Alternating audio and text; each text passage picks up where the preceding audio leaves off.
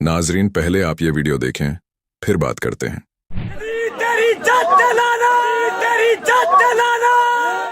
ये वो दौर है जहां यूट्यूब की स्क्रीन पर न किसी माँ की इज्जत महफूज है, न बहन की हया, न बीवी की हुदूद बची है और न बेटी की पाकीज़गी। बदनाम जमाना यूट्यूबर रजब बट, जिसके नजदीक 11 महीने 20 दिन तक अपनी बहन को नचाना, अपनी बीवी को सबके सामने दिखाना, अपनी माँ को अपनी बगल में दबाकर सूंघाना और अपने वालिद को नीचा दिखाना, ये सब शायद क्रिएटिविटी है, लेकिन फिर 10 दिन की मोहब्बत से ये हुस्न ए नियत का तमगा पहन लेते हैं। क्या यही है हजरत मोहम्मद अरबी का दीन? इतना यतीम कर दिया गया है इस्लाम को, इतना गरीब कर दिया गया है कि अब कोई भी उठता है, अपनी मनपसंद तफसीर करता है, अपने हवस भरे ख्यालात को हुस्न ए नियत का नाम देता है और दूसरों को यजीदियत की कैटेगरी में डाल देता है। क्या वाकई रसूलुल्लाह का दीन किसी दौर में इतना नवाकिस था जितना इन यूट्यूबर्स ने आज इसे कर दिया है? अगर नहीं जानते इस शख्स को तो जान लीजिए कि इस पर पहले से 295C का केस लगा हुआ है। इसने तौहीन ए रसालत का मजाक उड़ाया, काबा का मजाक उड़ाया। कहता है, मेरा तो यहां आकर दिल नहीं लगता, मेरा दिल तो लाहौर में लगता है।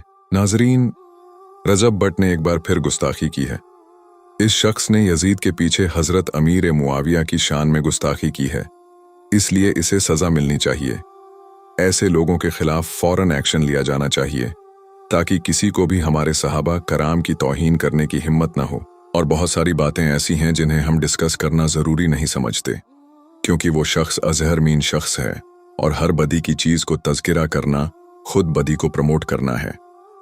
नाजरीन, ये वो शख्स है जो बार बार असहाब ए रसूल की गुफ्तगू को मजाक बनाता है, जो शख्स नामजद FIRs की लिस्ट में है लेकिन आजाद घूम रहा है। सिस्टम खामोश है, अजीबो गरीब सूरत हाल है। हुक्मरान जमातें ऐसे लोगों की परवरिश कर रही हैं जो हमारी बेटियों को नंगा करके नई नस्ल को बेहयाई सिखा रहे हैं।